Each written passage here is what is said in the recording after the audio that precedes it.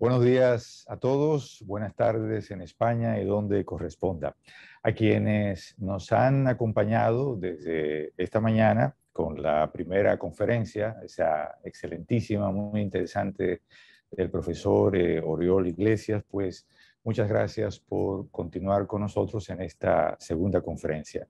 A los que se integran ahora, pues les damos la bienvenida a este noveno Seminario Internacional de Comunicación que ofrece el Banco Central de la República Dominicana como parte de su programa de responsabilidad social corporativa Aula Central para la Educación Económica y Financiera. Esta es una actividad dirigida, este seminario, dirigida a los comunicadores y todos aquellos interesados en la comunicación. Mi nombre es Luis Martín Gómez y soy el director de comunicación del Banco Central de la República Dominicana.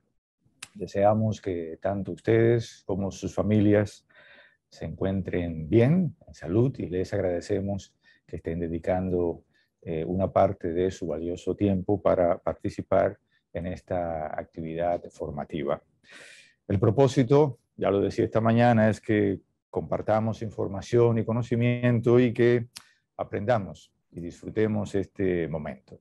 Antes de iniciar esta segunda conferencia, les invito a escuchar las palabras de bienvenida y de agradecimiento por parte del gobernador del Banco Central de la República Dominicana y presidente de la Honorable Junta Monetaria de nuestro país, Héctor Valdés Albizu.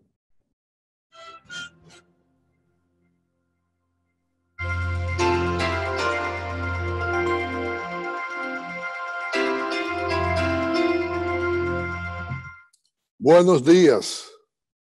Reciban en mi nombre y el de los funcionarios y empleados del Banco Central de la República Dominicana una cordial bienvenida a este noveno Seminario Internacional de Comunicación que organiza nuestra institución como parte de su programa de responsabilidad social institucional Aula Central para Educación Económica y Financiera. La comunicación, como sabemos, es de vital importancia para las instituciones. Da a conocer a los grupos de interés lo que somos, lo que hacemos y para qué lo hacemos. Nuestra identidad y nuestro desempeño, lo cual contribuye al reconocimiento, admiración y apoyo de las empresas y organizaciones en la actual economía de la reputación, basada principalmente en la gestión de intangibles y siendo bidireccional, es decir, de doble vía. La comunicación permite además que conozcamos las necesidades y expectativas de nuestros grupos de interés, indicándonos qué debemos hacer para ayudar a satisfacerlas. De ahí el propósito de celebrar este importante seminario que en sus distintas ediciones ha ido abordando temas fundamentales de comunicación para información y conocimiento de periodistas, comunicadores sociales, directores de comunicación, docentes y estudiantes de comunicación de la República Dominicana. Y ahora, gracias a la modalidad virtual, también de otros países. En esta novena versión del seminario se abordarán tres aspectos muy importantes de la comunicación corporativa: la identidad y la marca, esto es, quiénes somos, nuestra historia, nuestra cultura, nuestra manera de ser y los símbolos que nos identifican y nos diferencian. La reputación y el propósito corporativo, es decir, la valoración de nuestros grupos de interés, los sentimientos y las actitudes que tienen hacia nosotros, y también para qué hacemos lo que hacemos, cómo impactan positivamente nuestras acciones a la sociedad, a las personas, incluso más allá de lo que establece nuestra misión. Y finalmente, el relato corporativo, la forma en que contamos eso que somos y hacemos. Relato en el que debe quedar evidente la coherencia entre el decir y el hacer, entre la promesa y su cumplimiento. Como pueden apreciar, estimados amigos, se trata de un menú muy completo de comunicación corporativa que será desarrollado por 3 expertos en el área. Oriol Iglesias, profesor titular y director del Departamento de Marketing de SADE, Universidad Ramón Llull. José Manuel Velasco, consultor de comunicación y profesor de la Universidad Antonio Nebrija. Y Melvin Peña, consultor de comunicación y presidente de la empresa Comunicaciones Integradas. A ellos les agradecemos por aceptar nuestra invitación a participar en este seminario y por compartir con nosotros sus amplios conocimientos y su gran experiencia en los asuntos que abordarán. Deseamos que todos los participantes obtengan el mayor provecho de los temas de este 9º Seminario Internacional de Comunicación y esperamos que se animen a seguir participando en las distintas actividades que ofrecemos a través de Aula Central, programa mediante el cual nuestra institución contribuye a construir una mejor ciudadanía. Para el Banco Central es un honor contar con la compañía de todos ustedes. Muchas gracias. Bien, muchas gracias, señor gobernador Héctor Valdés Albizu, por sus palabras de bienvenida y de agradecimiento. Y muchas gracias sobre todo por su apoyo continuo a este Seminario Internacional de Comunicación que ya arriba, usted lo ha dicho, a su 9ª versión.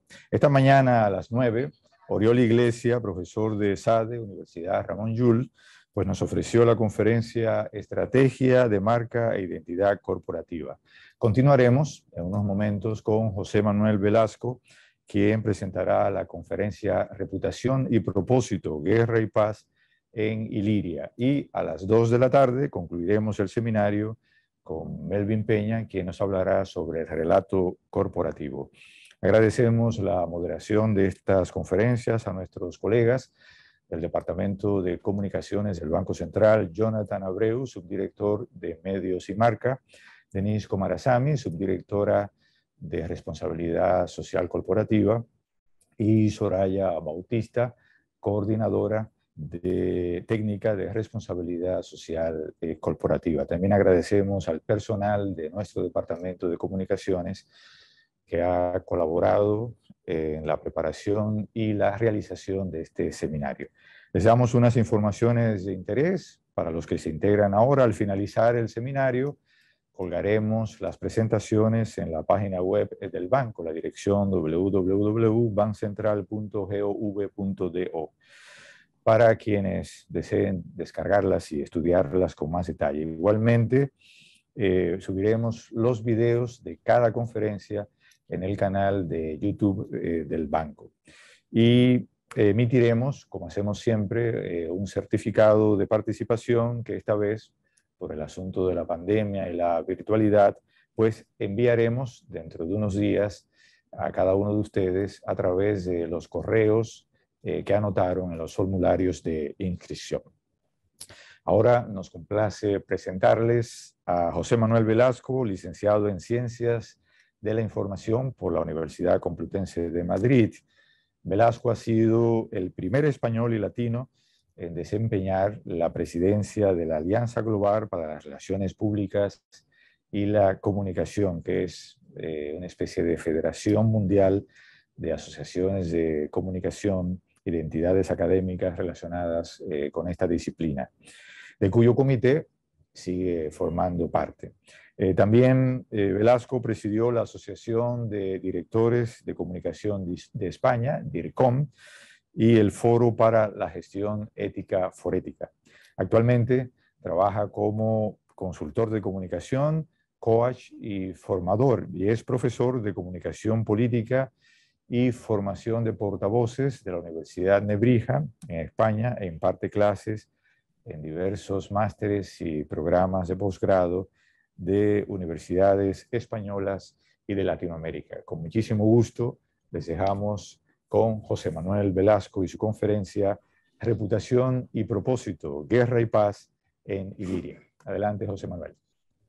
Buen día a todos. Muchas gracias, Luis, por la presentación.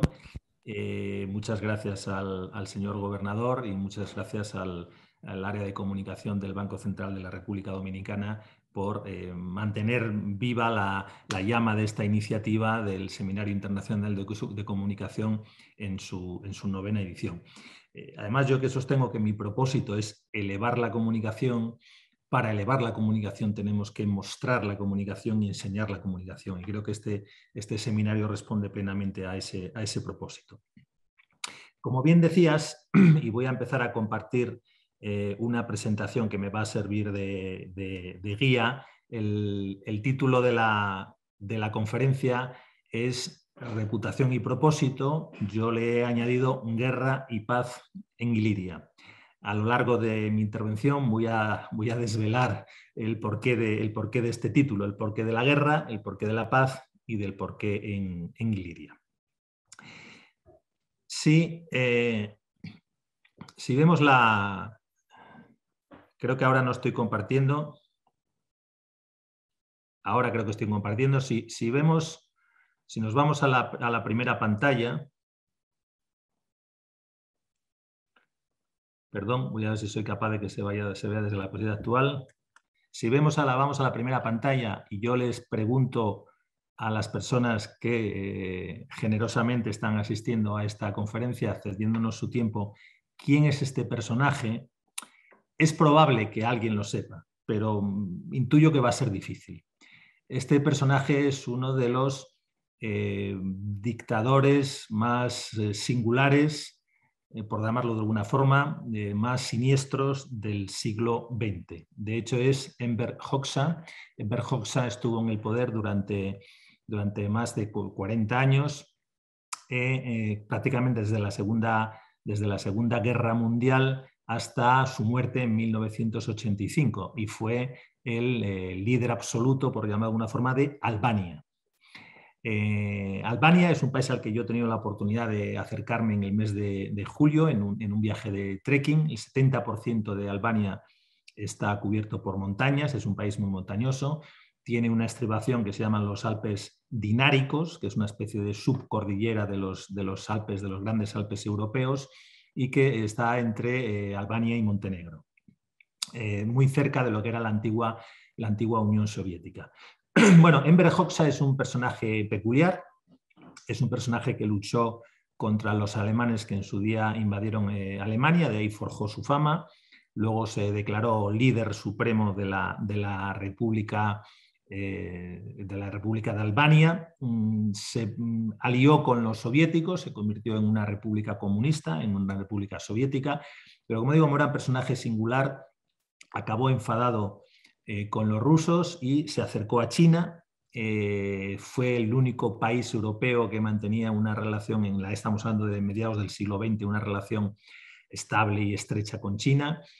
También se enfadó con China y entonces decidió que lo mejor era no aliarse con nadie y encerrarse en sí mismo.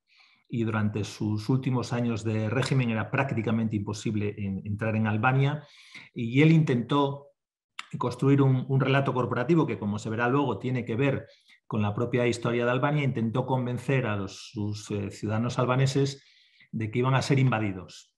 Iban a ser invadidos por el Pacto de Varsovia, es decir, por la parte soviética, o por la OTAN, por la parte occidental. Daba igual, cualquiera de los dos bandos los iba a invadir.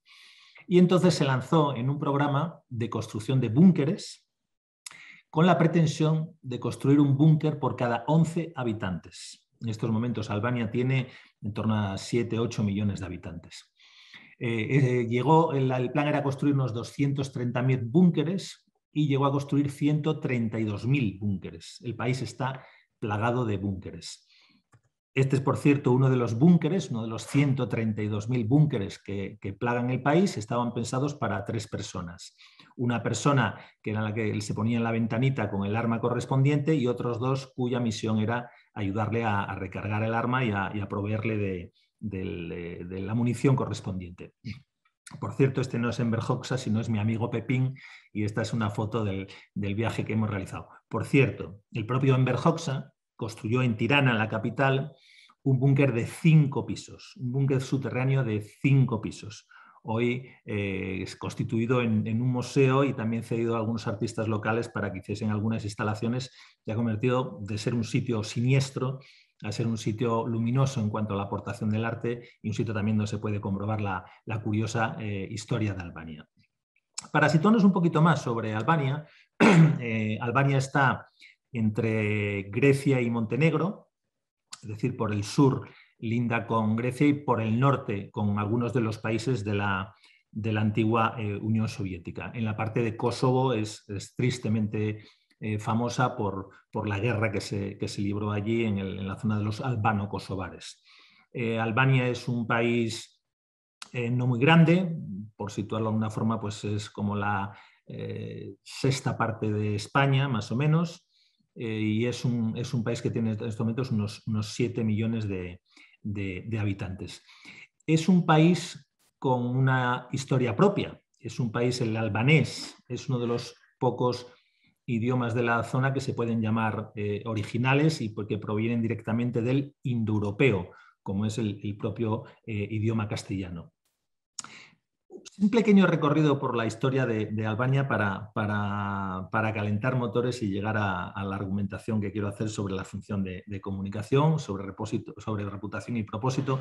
No se asusten que la lección de historia va a ser corta. Albania es un país que está a mitad de camino, de muchas cosas y por lo tanto fue en su día invadido por los griegos, fue invadido por los macedonios en la época de Alejandro Magno, fue invadido por los bizantinos, fue invadido por los otomanos. Uno de los grandes héroes del gran héroe nacional es el caudillo que logró expulsar a los otomanos, a los turcos, y luego tuvo hasta la declaración de independencia a principios del siglo XIX, pues fue como un país de paso, un país de intercambio cultural, ¿no? Llegó a tener un rey, aunque ese rey duró muy poco tiempo. Llegó a ser un reinado durante poco tiempo. Antes de la Segunda Guerra Mundial fue invadido por los italianos, sobre todo en la época de Mussolini. Pensemos que Italia está enfrente, está en el otro lado del Adriático, es un país bañado por el Adriático, y fue invadido también por los alemanes durante la Segunda Guerra Mundial. Como os digo, en esa época fue cuando se forjó la resistencia y donde Enver Hoxha como líder pues, gestó su fama y durante 40 años vivió de ese liderazgo de lo que fue poco a poco expulsar a los alemanes de un país que no tiene grandes recursos minerales y que es muy montañoso y difícil de conquistar. Pero por encima de todo, por encima de todas estas circunstancias, por encima de todas estas invasiones, los albaneses están muy orgullosos de su origen, y su origen es que es el país de los ilirios. Por eso ya el título final de la conferencia, donde vamos a hablar de guerra y paz en Iliria, aunque Iliria en este caso va a representar la función de comunicación. De hecho, ha sido un país con actitudes guerreras, aunque en la mayoría de las ocasiones ha tenido que utilizar esas aptitudes con P guerrera para defenderse de invasiones. ¿Qué amenazas sufre la función de comunicación? Siguiendo este este paralelismo. ¿Cuáles son las amenazas que nuestro territorio, nuestra Iliria parcial está sufriendo, está sintiendo? La primera es nuestra propia indefinición. En un estudio recientemente presentado por el Instituto de Relaciones Públicas de Estados Unidos, se le preguntaba a profesionales como nosotros de la comunicación a qué se dedicaban. Y a la dificultad adicional que en ocasiones nos cuesta contar a nuestros compañeros o a nuestros hijos o a mi padre a qué me dedico ahora, está, fijaros, la cantidad de asuntos a los que decimos que nos dedicamos. Es verdad que en la parte de arriba del gráfico se puede ver aquellos que consideramos más frecuentes y que por lo tanto son más habituales en nuestra función. Pero una profesión que cuando le preguntan a qué se dedica, cuál es su responsabilidad, tiene más de 20 respuestas, tiene un problema de identidad, tiene un problema de definición. Estoy seguro que si le preguntamos al director financiero de nuestra empresa a qué se dedica, no le salen más de 4 o 5 respuestas. Si le preguntamos al director de compras a qué se dedica, no le salen más de 2 o 3 respuestas. Y si le preguntamos al director de recursos humanos a qué se dedica, no le salen tampoco más de 2 o 3 respuestas. Por lo tanto, creo que una de las misiones que tenemos por delante es definir bien cuál es nuestro territorio, cuáles son las fronteras que tenemos que defender, fronteras competenciales. La segunda amenaza es la escasez de recursos. Yo digo que la comunicación es una función que vive casi siempre, no siempre es así, pero casi siempre en el mundo de los pobres. En el mundo de pedir, dame más recursos, necesito más recursos. No me digas que la comunicación es estratégica, es muy importante si no me das más recursos. Si no me das más recursos son personas y presupuesto económico, es que de verdad lo dices solo como decimos aquí, de piquillo, es decir, lo dices solo de boca para afuera, pero de boca para adentro eso no se materializa. Y de hecho, tomando como referencia ese mismo informe que apenas tiene un mes, es muy reciente, vemos cómo se produce o un mantenimiento de la plantilla del staff o incluso una reducción en los dos últimos años. Y aunque es verdad que en los 2 próximos años hay un 35% de los encuestados que plantean un crecimiento, la mayoría cree que seguirá igual o decrecerá. Y eso contrasta mucho con que casi la mitad de los profesionales de la comunicación encuestados para este estudio consideran que van a necesitar más recursos para atender las crecientes necesidades de comunicación de sus organizaciones. De hecho, cuando se les pregunta si se van a dedicar o nos vamos a dedicar a más cosas, contestamos que sí, pero lo vamos a tener que hacer en la mayoría de los casos con los mismos recursos. Es difícil plantear el crecimiento de la función cuando ese crecimiento no viene acompañado de recursos humanos y recursos económicos fundamentalmente. Siguiente, y aunque esto no es un efecto exclusivo de la función de comunicación, pero sí quiero referirme a él, la digitalización ha desdibujado las fronteras de nuestro territorio. Por ejemplo, ha desdibujado las fronteras que existen entre el marketing y la comunicación. La digitalización está teniendo efectos muy importantes sobre las empresas y sus modelos de negocio y también los está teniendo sobre nuestra función. Quizá, yo lo digo a menudo, no somos suficientemente conscientes sobre los efectos que la digitalización está teniendo sobre nosotros mismos como función. Algunos de esos efectos con carácter general se pueden ver en la pantalla, la ruptura de la unilateralidad, el propio gobernador ha hecho referencia a ello, cambios en los modelos de negocio, automatización e inteligencia artificial, aceleración en los procesos de comunicación por todas las partes, nuevas formas y formatos, presión para disponer de métricas y, como decía, se han desdibujado algunas fronteras competenciales.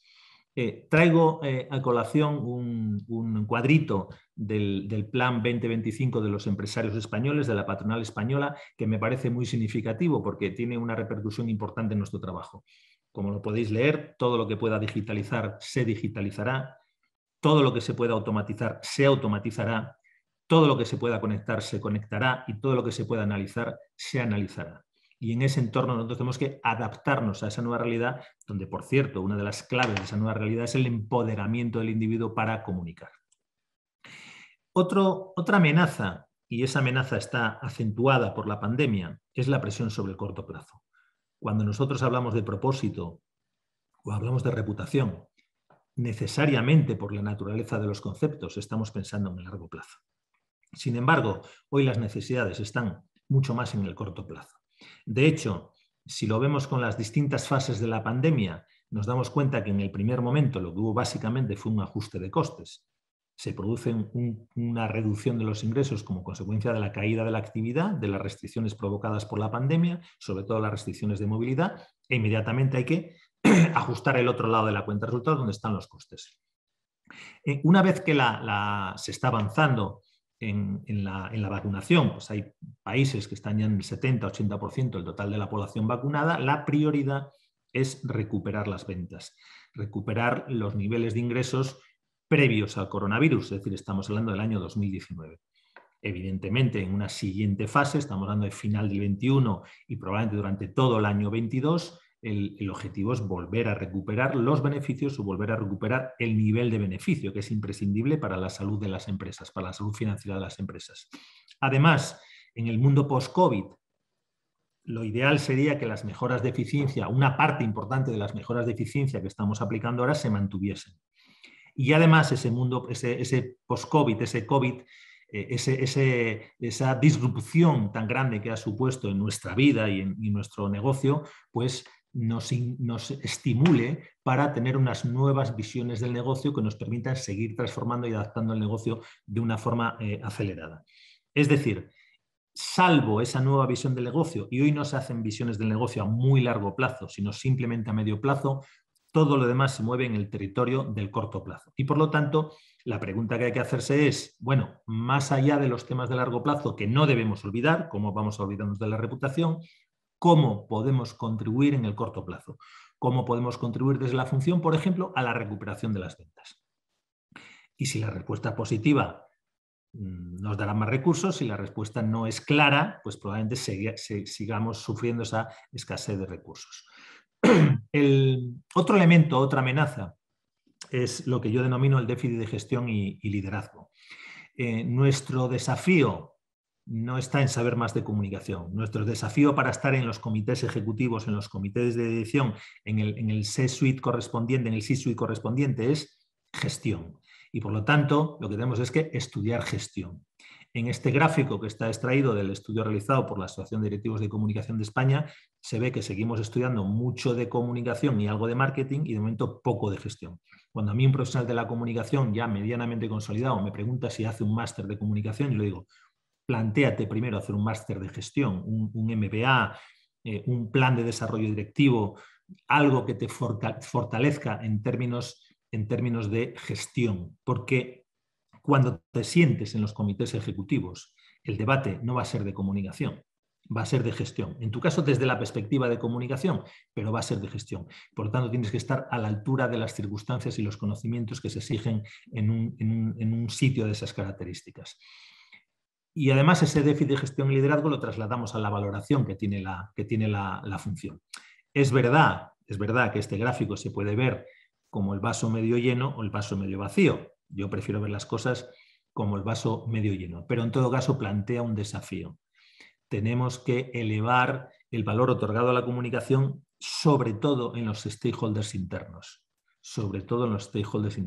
porque solo así podremos lograr que se eleve la comunicación en términos jerárquicos, en términos de recursos y, como suelo decir a veces, en términos de salario, del salario que están dispuestos a pagar a alguien que ocupa una función como es la de comunicación. Siguiendo con el símil guerrero como pueblo de Iliria, pueblo libre, pueblo que ha sufrido muchas invasiones. ¿Dónde están nuestras líneas de defensa? Probablemente estamos más acostumbrados a defendernos que a atacar. También es verdad que esta es una profesión joven y por lo tanto lo primero es que tiene que ocuparse de poner orden dentro, de definirse bien, de establecer cuáles son las fronteras competenciales para, una vez bien establecidas las fronteras competenciales, ya poder plantearse un avance, una anexión o una invasión, llamémoslo de forma metafórica, de nuevos territorios. Nuestras líneas de defensa son fundamentalmente 4. La primera, y conecta con el título de la conferencia, la reputación. La reputación es de todos y es de nadie. Cuando algo es de todos y es de nadie, acaba siendo de nadie. Tenemos la responsabilidad de liderar la gestión de la reputación, que como sabéis es el premio que se recibe por distintos elementos de gestión. Gestión desde las percepciones hasta el contraste con las realidades. Pero alguien tiene que liderar ese territorio, que es el intangible más importante, aunque no siempre es valorado, sobre todo en términos financieros, como el más importante. Pero cuando se pierde la reputación, somos conscientes de que se pierde todo. Por lo tanto, es un intangible muy importante. El segundo lugar es la narrativa corporativa.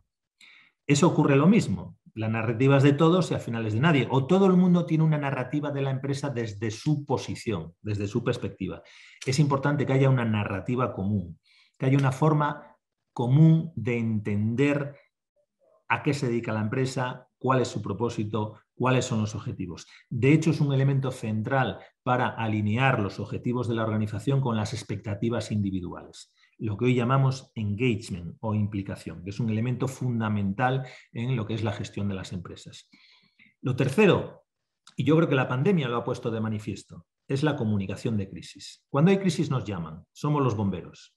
Pero yo os digo que yo, si me dan a elegir entre bombero y pacificador, prefiero ser pacificador. No me vale solo con ser bombero, por mucho que la profesión de bombero sea muy valorada. Pero es una profesión que solo se necesita, o que se necesita especialmente en los momentos de dificultad, de crisis. Y durante la pandemia se ha dado mucho valor a la comunicación. Uno de los desafíos que tenemos ahora es que ese valor se mantenga después de la pandemia, cuando salgamos de una situación de crisis. Bien, es cierto que en nuestro ámbito estamos hablando de que vamos a vivir casi en una crisis permanente, en un cambio permanente, en un entorno líquido permanente, como diría Bauman. Y lo cuarto es las relaciones con los medios de comunicación, con los viejos medios de comunicación y con los nuevos medios de comunicación. No hay ninguna duda con respecto a los medios convencionales. Es un entorno delicado y nadie quiere meterse en ese territorio. Digamos que esta es la función más consolidada que tenemos. Para tratar con la prensa le dejamos a los profesionales de la comunicación, porque entienden que es algo muy especializado, que tiene componentes emocionales, que tiene componentes relacionales y que además con bastante facilidad puedes equivocarte, meter la pata. Por lo tanto, eso es súper especialista de las relaciones con los medios. Pero más allá de los medios convencionales también están los nuevos medios. Está todo ese entorno digital. Entorno digital donde marketing ha puesto una pierna. Ha puesto una pierna a través de las redes sociales, de las métricas, de los temas de engagement, de los influencers. Hay un territorio que empieza a ser difuso hasta donde acaba el territorio de la comunicación corporativa, donde empieza la comunicación comercial. Bueno, entonces tenemos que hacernos fuertes, como línea de defensa, como un búnker importante, un búnker, como veis, con la antenita, con una gran capacidad de comunicación, no aislado, los búnkers tienen que estar conectados entre sí, con una línea de defensa muy importante, lo que es la gestión también de esos nuevos medios. Territorios de conquista.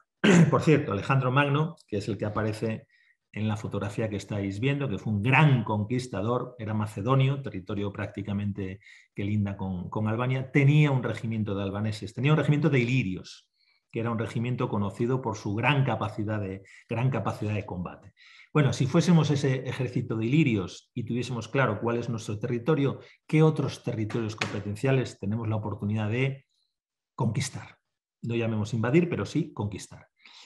Primero, y conecta de nuevo con el título de la conferencia, el propósito. Debemos ser los guardianes del propósito. El Business Roundtable, el grupo de CEOs más importantes de Estados Unidos, cambió el paradigma este verano, no, el verano anterior, al hacer una declaración donde hablaba de un nuevo reequilibrio entre stakeholders y consolidó la visión multi-stakeholder. En esa visión y hablaba de empresas guiadas por el propósito. Si las empresas de verdad están guiadas por el propósito, alguien se tiene que encargar de cuidar ese propósito. Y es verdad que todas las áreas de la empresa tienen una responsabilidad respecto al propósito.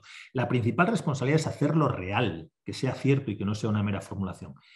Pero hay alguien que tiene que sentirse más concernido.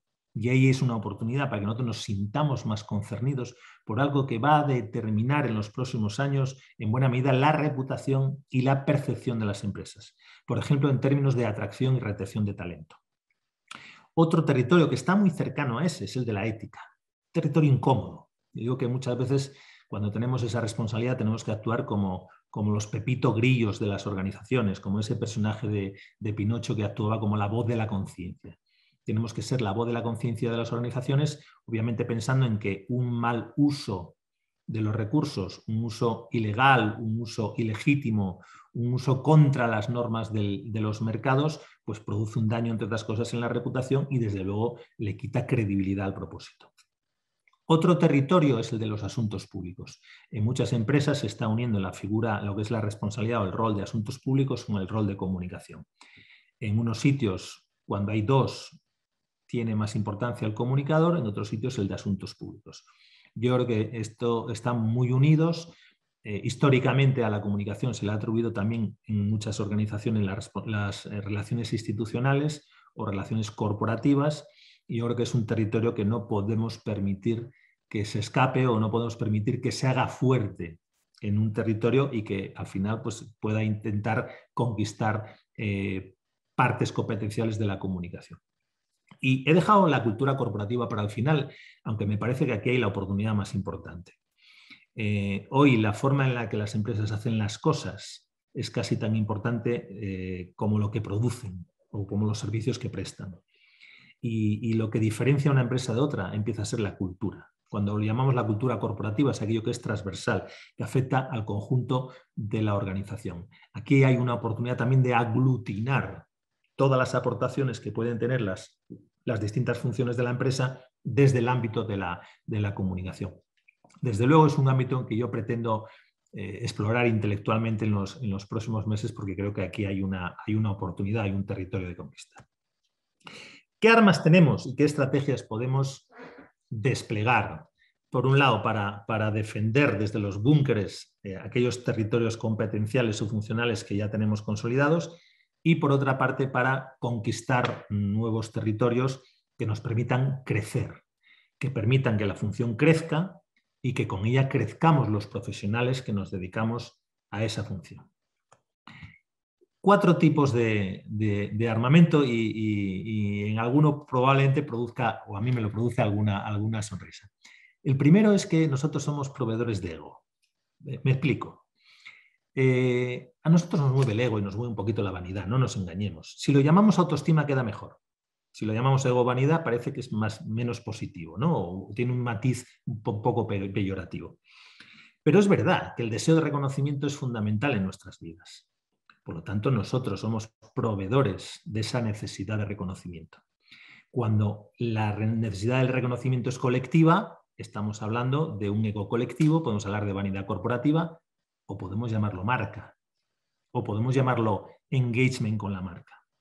En todo caso, y luego sabemos también que gestionamos el ego y la vanidad de nuestros jefes, que es un motor. Yo digo que el ego es un motor que te ayuda a hacer cosas, te provoca el deseo de hacer cosas. El problema del ego es cuando te separa de la realidad, te tira de ti y se eleva tanto que te separa de la realidad. Digo que los comunicadores, los directores de comunicación debemos actuar como una especie de gestores de ego, que es una polea que hace que esa fuerza vertical se convierta en una fuerza horizontal y se ponga al servicio de la organización, en vez de solo al servicio de una persona.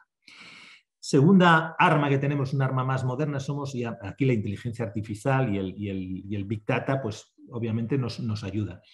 Yo digo que el DIRCOM es una especie de psicólogo social, por lo tanto tenemos que ser buenos decodificadores del entorno.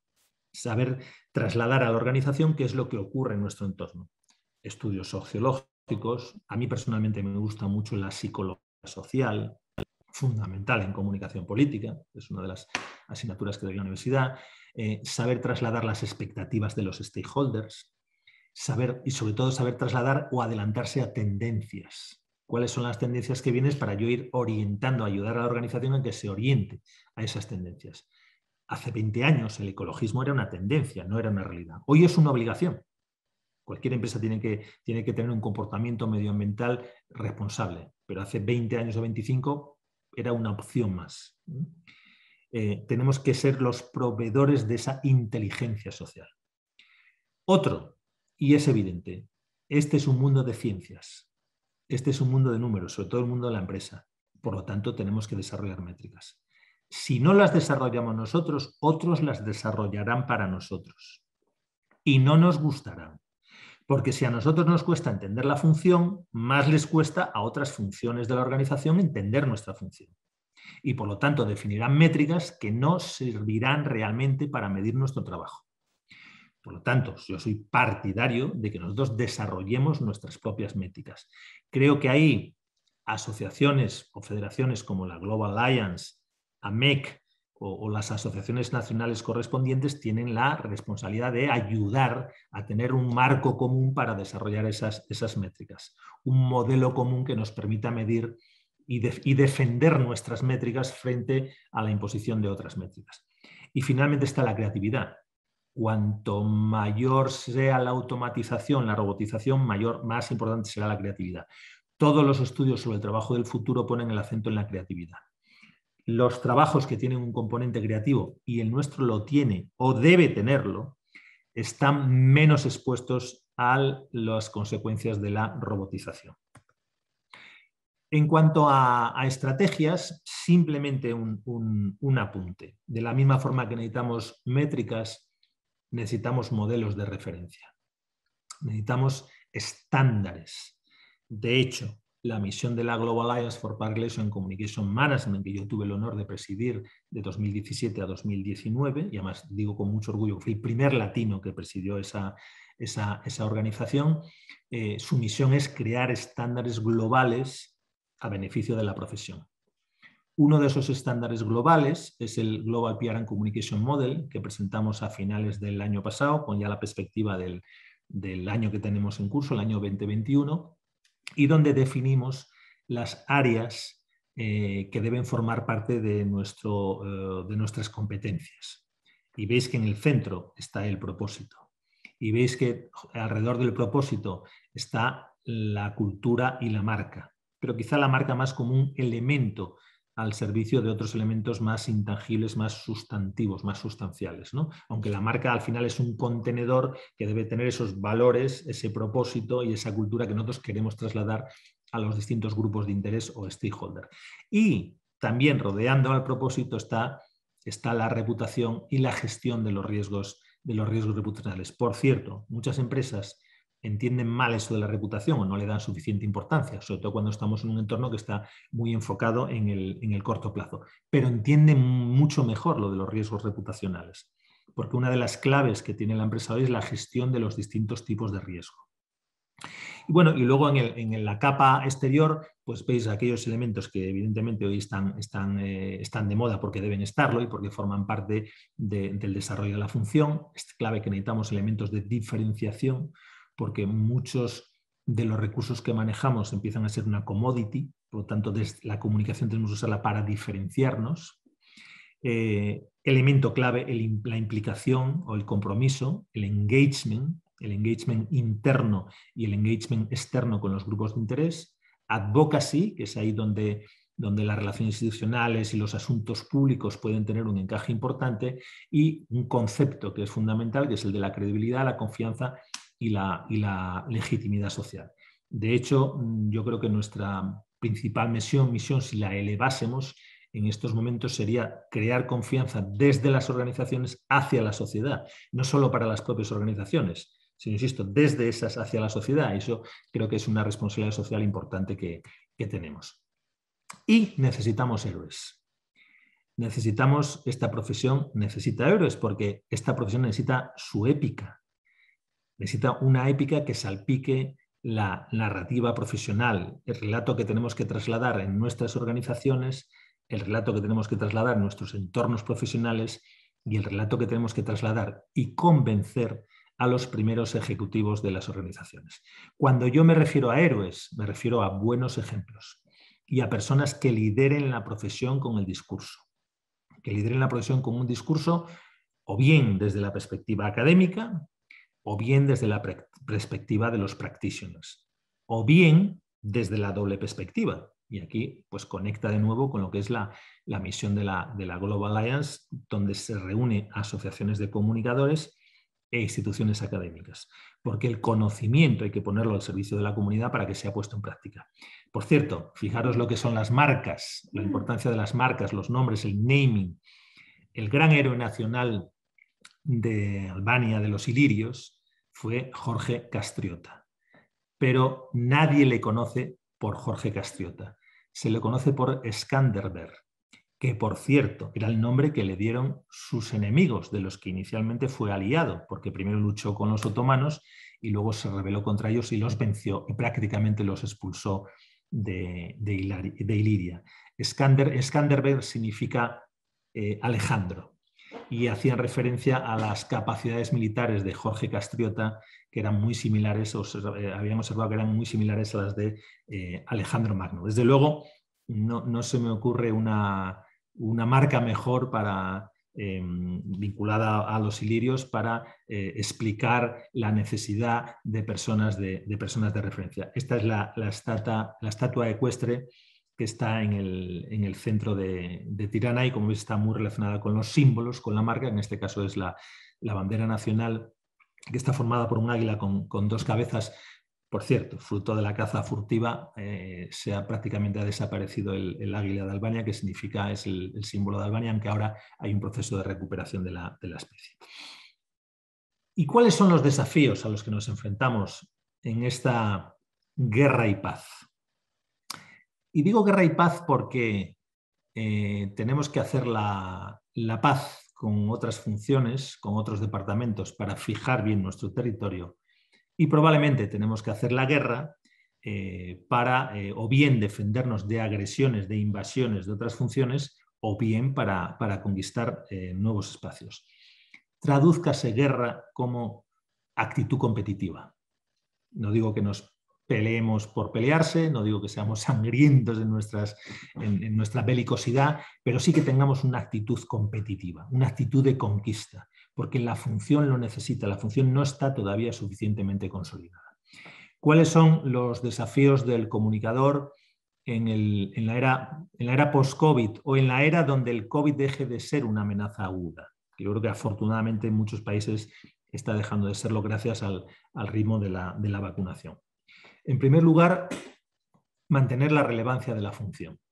La función está siendo muy importante durante los tiempos de crisis. Había que informar a los grupos de interés de las consecuencias que estaba teniendo la pandemia. Imaginaros el cese de actividad de algunas empresas, había que comunicarlo en todos los sentidos. Ha sido muy importante en el orden interno, a través de la comunicación interna, mantener la implicación de los equipos, sobre todo en las fases de confinamiento más severo. Y ha sido también muy importante para pedirle paciencia a los accionistas, diciéndoles: este año quizá no vamos a ganar dinero, pero estoy haciendo todo lo posible para que cuanto antes volvamos a ganar dinero y garanticemos la viabilidad financiera de la empresa. La comunicación ha estado en primera línea del frente de batalla. El riesgo es que, una vez pasada la crisis, volvamos a retaguardia. No podemos volver a retaguardia. Tenemos que seguir en la vanguardia del ejército. Para ello es fundamental, y ya me he referido antes, cuando veíamos el gráfico temporal de la evolución de la pandemia, tenemos que contribuir activamente a la recuperación de los negocios. Cuenta de resultados. Y si tenemos que desarrollar métricas, esas métricas tienen que tener en cuenta las ventas, los resultados, el beneficio, el EBITDA, o aquellos parámetros de las operaciones que sean importantes para la organización, concretamente para la empresa. 3. Y esto conecta con la reputación y con el propósito. Conservar el alma que las empresas han mostrado durante la pandemia. Creo que las empresas se han puesto del lado de la solución. Se han dado cuenta que son actores muy importantes, actores económicos y sociales muy importantes, y por lo tanto han colaborado con los estados, con los gobiernos y con la sociedad. Han hecho mucho más allá de lo que su misión establece. Han mostrado el alma. Ese alma, ahora hay el reto de mantenerla. Importante, y esa es una oportunidad para nosotros los comunicadores, es conectar el alma con el propósito. Fundamental que conectemos el propósito de la organización con las conductas que estamos exhibiendo, con las mejores conductas posibles. Y de nuevo, también conectada con la anterior, es impulsar una digitalización inclusiva. La digitalización, que es inevitable, que es un proceso, no puede dejar atrás a ninguna persona de la organización. Si algunos stakeholders, tanto internos como externos, se quedan lejos de la digitalización, vamos a tener problemas de comunicación con ellos. Esto incluso va más allá de nuestra responsabilidad, diría que es la responsabilidad social del comunicador.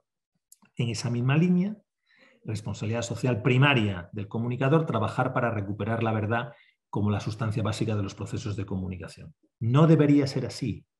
La verdad debería ser lo normal, pero en un entorno de posverdad, en un entorno de fake news, en un entorno de mucho postureo, necesitamos recuperar la verdad y la autenticidad. Y ahí, en esa medida, también estaremos siendo guardianes del propósito.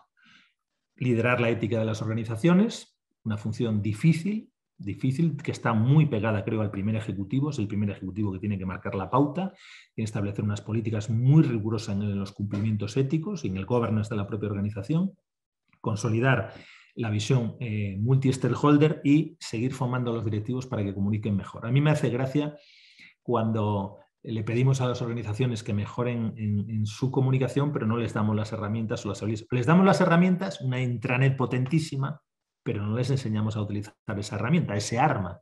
Por lo tanto, si hemos armado a nuestros stakeholders, sobre todo al stakeholder interno, al empleado, lo hemos armado con el poder de comunicación, lo hemos armado con los canales de acceso a los canales correspondientes, le hemos dado la tecnología y además le hemos dicho que queremos que comunique más, tendremos que enseñarle a comunicar. Tendremos que mejorar sus habilidades de comunicación. Muy bien, yo hasta aquí comparto con todos ustedes estas reflexiones. Me voy a someter ahora a las preguntas que me planteen para mantener más o menos el horario previsto y les invito, como dice el claim de cierre, a que esta guerra la libremos juntos.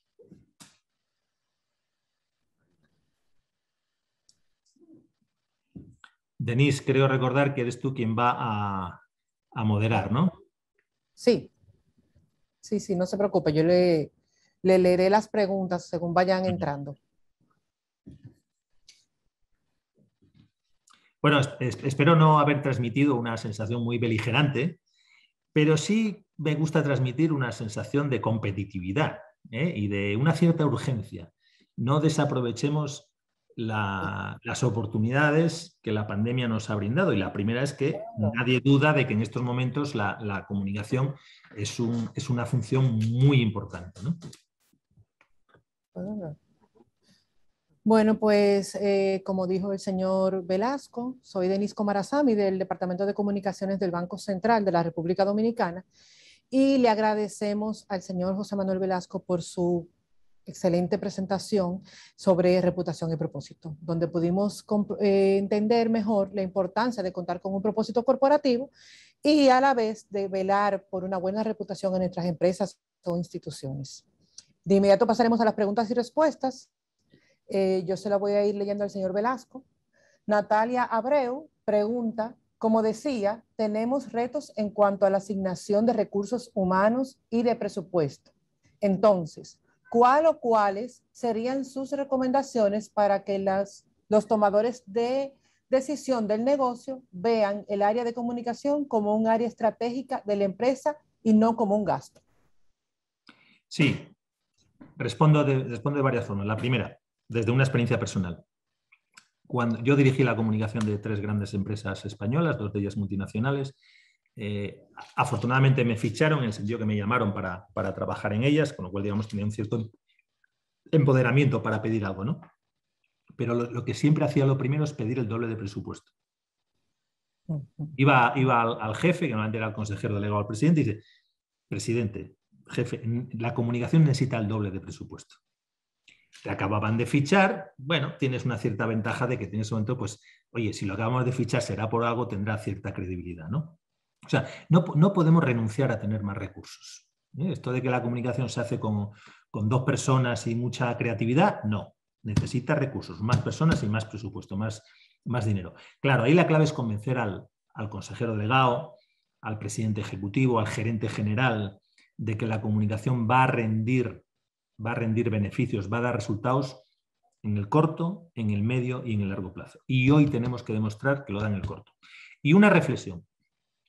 En su día nos inventamos aquello de que la comunicación no es un gasto, es una inversión. Vale, vino bien para aquel momento. ¿Por qué? ¿Por qué utilizábamos ese concepto de inversión? Porque contablemente la inversión se puede periodificar y tienes la sensación de que primero gastas y luego el dinero vuelve, retorna. Cuando es un gasto, puedes tener la sensación de que gastas pero no retorna. No nos engañemos. La clave es que defendamos que la comunicación es un gasto necesario.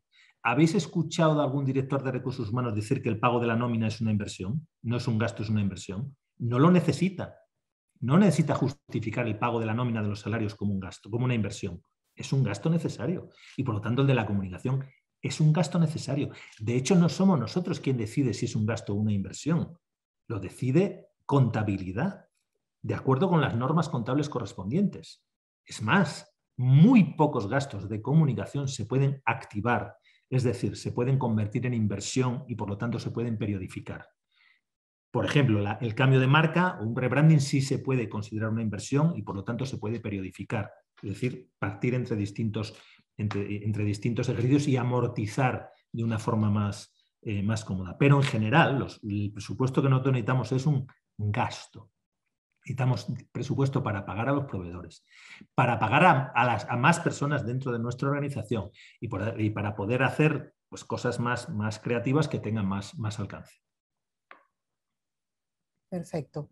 Héctor García pregunta, ¿cuál será el futuro de los medios tradicionales y que sean dirigidos por individuos que se niegan al relevo de lo antiguo por lo tecnológico? Héctor, ¿realmente necesitas que yo conteste esa pregunta? ¿O en la formulación de la pregunta está implícita la respuesta? Creo que está implícita. También es verdad, tengo que decir, que los medios tradicionales, primero, van a resistirse muchos. Fijaros lo que está pasando con los periódicos, ¿no? Incluso los periódicos muy no rentables o deficitarios se resisten a desaparecer. Hay una gran resistencia. Hay una resistencia en el sector mayor que en otro tipo de empresas. Quizá por la dimensión social que tienen o por la proximidad a algunos mecanismos o algunas palancas de poder, ¿no? Pero los medios están haciendo una transición digital acelerada. Mi preocupación es que en esa transición se pierdan los valores fundamentales que deben tener los medios de comunicación, que es que tienen una función social muy importante de defensa de los valores democráticos, de defensa de la libertad de expresión, de la libertad de opinión, de la diversidad, de defensa de la diversidad. La crisis, creo que están teniendo una crisis económica, una crisis de modelo de negocio y a veces también una crisis moral en el sentido de no tener muy clara cuál es su misión, ¿no? Bien es cierto que es difícil mantener una misión elevada cuando tu cuenta de resultados no da para ello. Perfecto. Dania Domínguez pregunta, usted habla de que la profesión necesita héroes. Mi pregunta va en relación a cuáles serían esas cualidades que debe tener los DIRCOM para convertirse en uno de ellos. Yo suelo decir que esta es una profesión para valientes. Por eso hablo de héroes. No es una profesión para cobardes. Por lo tanto, esta profesión necesita personas valientes que, por ejemplo, en esa función de decodificador social, de psicólogo social, le digan a sus jefes lo que a lo mejor sus jefes no quieren escuchar. Ojo, nos dedicamos a la comunicación, tenemos que saber decirlo, con la cortesía y la mano izquierda correspondiente, pero tenemos que decirle algunas cosas que no quieren escuchar. O es que las organizaciones no tienen problemas reputacionales, o es que las organizaciones no protagonizan en determinados momentos conductas que son incompatibles con la reputación o el propósito que quieres defender. Alguien tiene que decirlo. Y claro, ahí hay que ser valiente. Y probablemente tenemos que ser más valientes que otras funciones. Pero tenemos la ventaja de que creo, y esa es también una habilidad fundamental, que debemos ser mejores gestores de las emociones. Gestor de lo que son las emociones colectivas de la organización y gestores de los individuos que lideran esas organizaciones. Y un tercer elemento, por no dejarlo solo en dos, es la creatividad. Creo que es un momento de ser personas muy abiertas, estar muy abiertas a lo que está cambiando en nuestro entorno, aprovechar las oportunidades y ser valientes para, siendo abiertas y aprovechando esas oportunidades, acertar unas veces y otras veces, al equivocarse, reconocerlo y aprender. Andy Hernández pregunta, en entidades grandes, ¿cómo lograr que todo el personal se integre a la ardua tarea de cuidar la reputación de la entidad y cumplir su propósito, cuando cada quien pareciera darle más importancia a sus propósitos personales? Bueno, Andy, no nos engañemos. para nosotros lo más importante que hay es lo nuestro. Eso está el egoísmo está en la condición humana, está en el cerebro reptiliano que está el que atrás, que es el más básico y el más potente. El éxito de una organización, sobre todo a través de las políticas de comunicación, es cuando logra alinear esos intereses individuales con un proyecto colectivo. ¿Qué tenemos para hilar, para unir intereses individuales, expectativas individuales con un proyecto común, un proyecto colectivo? Una narrativa común, una historia común de la que yo, individuo, me sienta también coprotagonista. Por eso hoy comunicación viene de co-main, que es construir comunidad. Coprotagonista, construir protagonismo, compartir protagonismo. Es por eso la narrativa corporativa tiene que ser muy real, muy cierta y tiene que ser escrita o ser trazada por alguien que sea capaz de integrar a las distintas partes y sensibilidades de la organización. Y desde luego lo que une mucho es un objetivo común. Ese objetivo común tiene una parte más intangible, que es el propósito, y otra parte muy tangible, que es que si yo consigo los resultados, quiero que la organización sea justa y comparta esos resultados conmigo. Por lo tanto, si las políticas de bonus o las políticas económicas de retribución pues tienen que estar ligadas a la consecución de objetivos, y lo que yo soy partidario es de introducir en esas políticas elementos relacionados con los intangibles de la empresa. Ana Bermúdez nos pregunta si ha sentido que la intención de aumentar y mejorar los recursos en comunicación ha mejorado por parte de los directivos en los últimos años y especialmente ahora con la pandemia. Sí, creo que sí, pero no es suficiente todavía. Creo que hay buenos ejemplos, como casi todo en la vida, pero la media de la profesión está baja. Y por lo tanto tenemos que conseguir más recursos. Una de las amenazas que tenemos, hablaba de la invasión de áreas competenciales. Por ejemplo, el área de marketing está mucho más acostumbrada a manejar presupuestos elevados, entre otras cosas porque suele manejar la publicidad comercial, que es la que se invierte más, y luego también están más acostumbrados a justificar los presupuestos con métricas. Son dos ventajas de las que tenemos que aprender.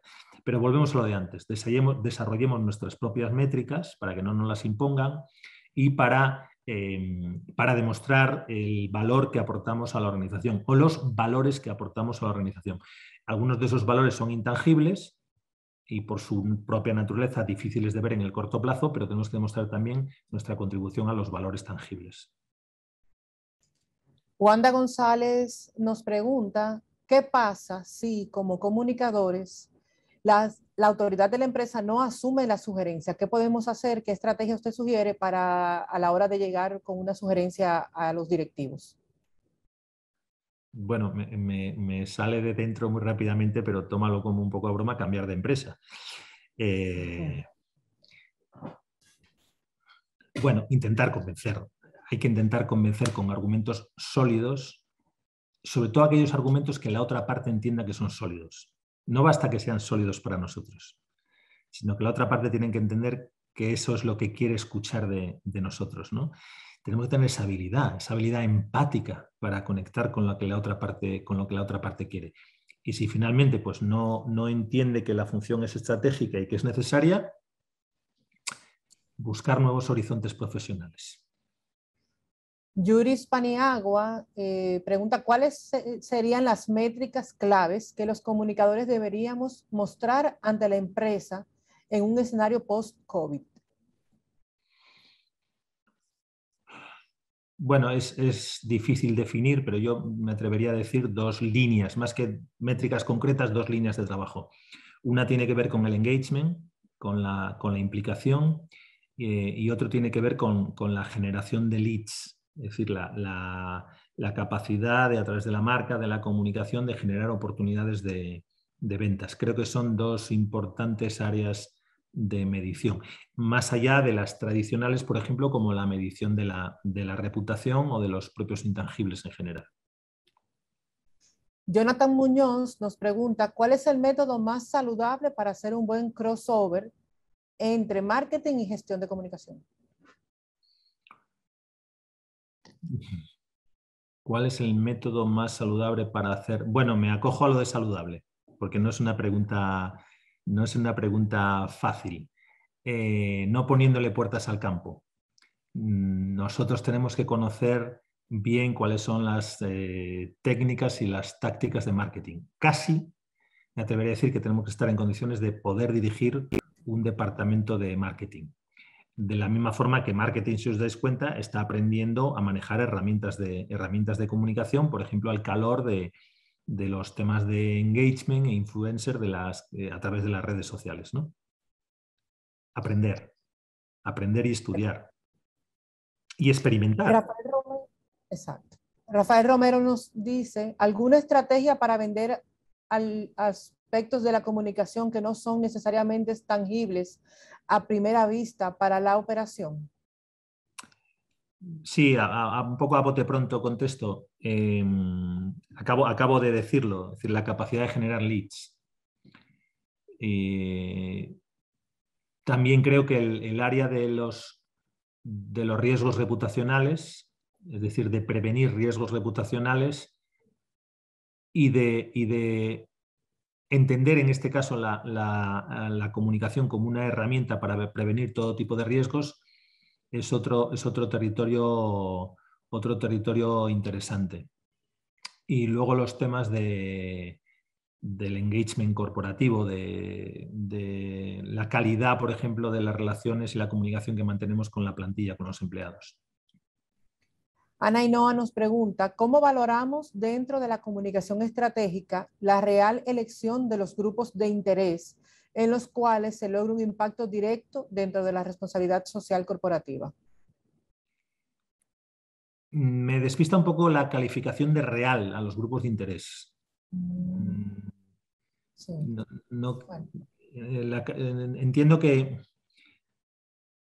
Entiendo que hay un trabajo de mapping de los stakeholders importante. Ese trabajo de mapping de los stakeholders tiene que introducir un elemento de ponderación. Me explico. No es el mismo el nivel de riesgo que tiene un accionista que el nivel de riesgo que tiene un proveedor. Por lo tanto, el sistema de ponderación debe darle al accionista más ocupación o más retorno que al proveedor.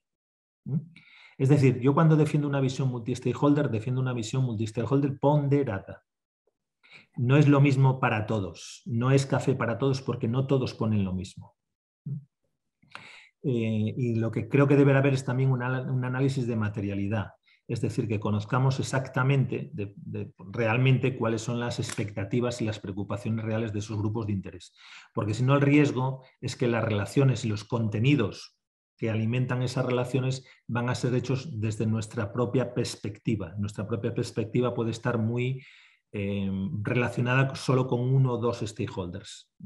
Necesitamos tener del exterior, de los propios stakeholders, tanto internos como externos, cuáles son las auténticas preocupaciones, inquietudes, objetivos y deseos para poder responder en esa visión multi-stakeholder. Una vez que tengamos todas las visiones, todas las expectativas, construir un menú multi-stakeholder que más o menos responda a las expectativas de todos.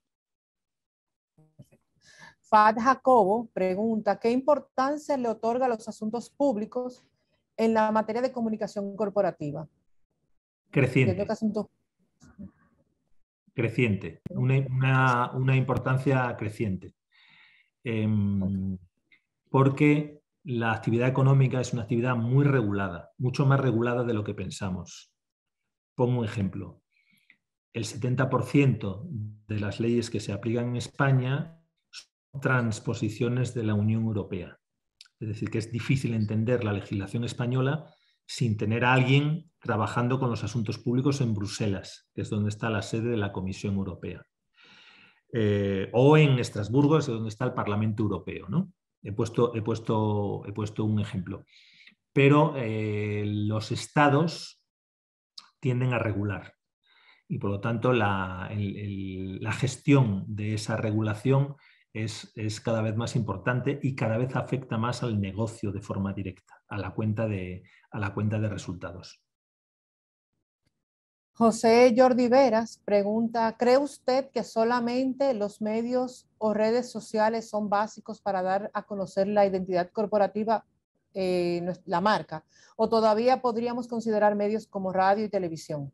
Absolutamente. Incluso la televisión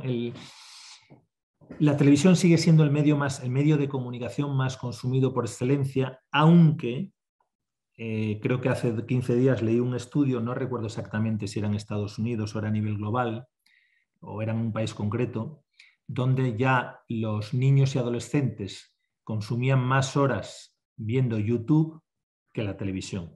Es decir, que ahí se está produciendo un cambio. Aún así, los datos de consumo de televisión en Estados Unidos están por encima de los 300 minutos. 300 minutos son 5 horas. Consumo de televisión por encima de los 300 minutos, que ha crecido además de una forma importante durante la pandemia. Siguen siendo medios importantes todavía para la transmisión y exposición de mensajes. Pero esos medios, llamémoslos convencionales o tradicionales, deben ser combinados con los nuevos medios, entre los que obviamente las redes sociales juegan un papel muy importante. Hay quizá un intento de demonización de las redes sociales, porque se dice que por las redes sociales circula mucha porquería, ¿no? Mucha basura. Es verdad. Las fake news circulan básicamente a través de las redes sociales. Pero no nos engañemos, las redes sociales no son ni buenas ni malas. Las redes sociales son buenas y malas en función del contenido que vaya por esas redes. Hay gente que las utiliza para el bien y hay gente que las utiliza para el mal. Yo soy muy partidario de no cerrar las redes sociales en el mundo de la empresa, sino justo al contrario, abrirlas, porque es un mensaje de confianza para los empleados, que puedan acceder a sus propias redes sociales y, eso sí, enseñarles a usar las redes sociales primero en su propio beneficio, para proteger su reputación, para evitar riesgos de phishing o de fraudes, y una vez que las utilizan bien para sí mismos, estoy seguro que sabrán utilizarlas mejor al beneficio de la organización que les permite ese acceso. Bueno, por último, tenemos una pregunta de Clara Tatis que dice, ¿qué hacer cuando los colaboradores no están a gusto con la empresa y ese descontento de alguna manera se refleja hacia lo externo, afectando la imagen y reputación de la empresa? Ahí apelaré a mi condición de coach ejecutivo para contestar un poco desde el mundo del coaching. Ahí lo normal es buscar culpables. En nuestra cultura dice, vamos a buscar culpables. Y el último culpable al que buscamos es a nosotros mismos. Claro, es la parte más dura del final de la decisión, ¿no? Entonces hay que preguntarse por qué está ocurriendo eso. Hay que preguntarle a los trabajadores por qué tienen ese escaso nivel de engagement y encontrar los mecanismos que te permitan conseguir el máximo nivel de engagement. También digo una cosa.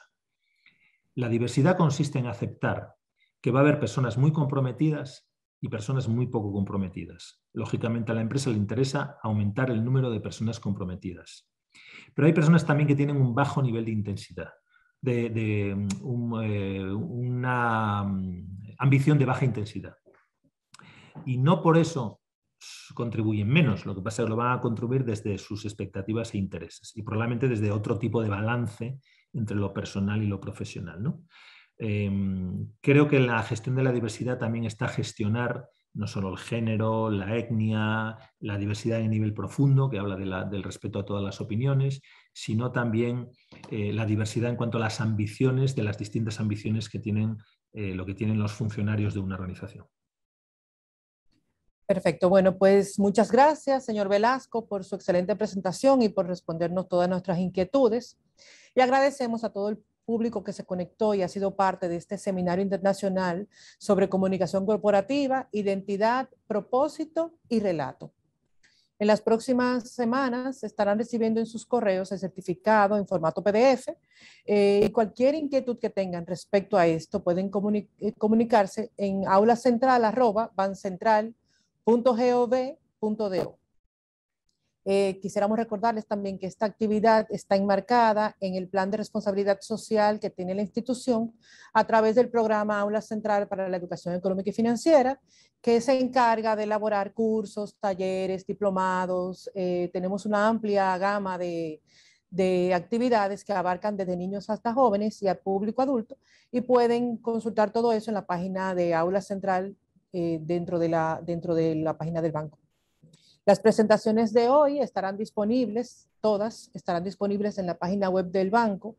www.bancentral.gov.do. Y los videos que están siendo grabados los podrán ver en nuestro canal de YouTube.